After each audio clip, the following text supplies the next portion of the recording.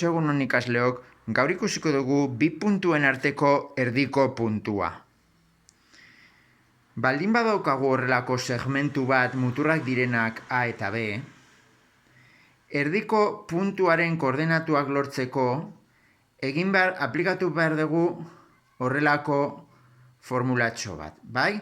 Egin behar duguna da, alde batetik, bi muturren puntuen isak batu eta egitea zatibi lehenengo parametro bezala, eta bigarren parametro bezala erdiko puntuarena izango da bi muturren i parametroak batzea eta egitea zatibi, bai?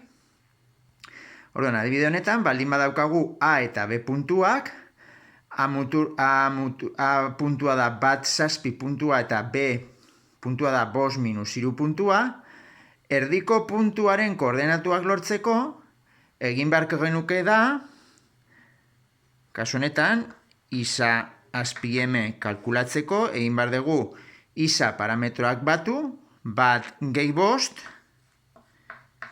eta egitea zati bi.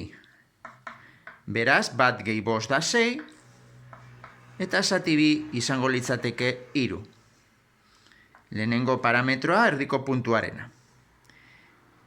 Bigarren parametroa erdiko puntuarena, i azpi M, parametro horiek batzen ditugu, bai, i parametroa zazpiken 3, kasu horretan batzen ari gara, irakurtzen den bezala, eta egitea zati bi.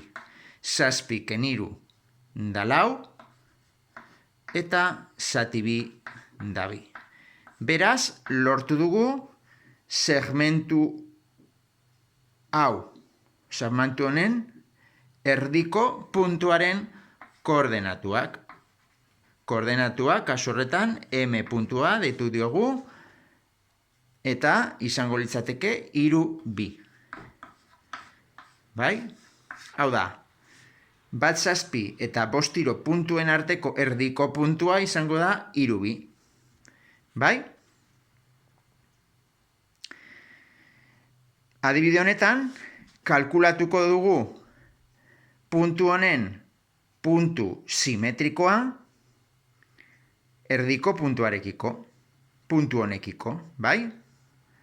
Lehenengo kontrako prozesua, eta aurkitu behar dugu puntu honen simetrikoa, puntu honekiko. Hau da, A puntua, distantzia berara, simetrikoa bada, distantzia berara egongo da, bai?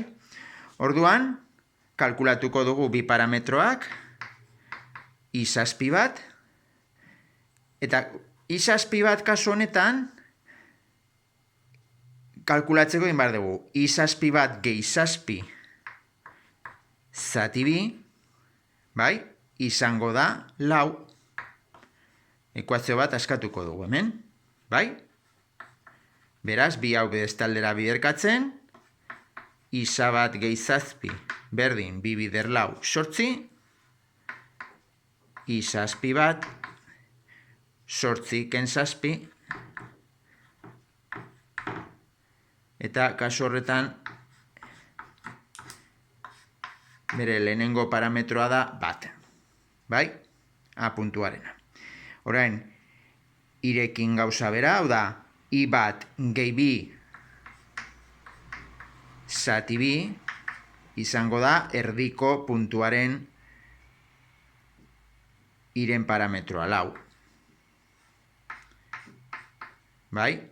Hau da, lehen bezala askatzen badugu ekuazioa, bi bider 4 sortzi, eta orain, i azpi bat da sortzi, ken bi izango litzateke 6.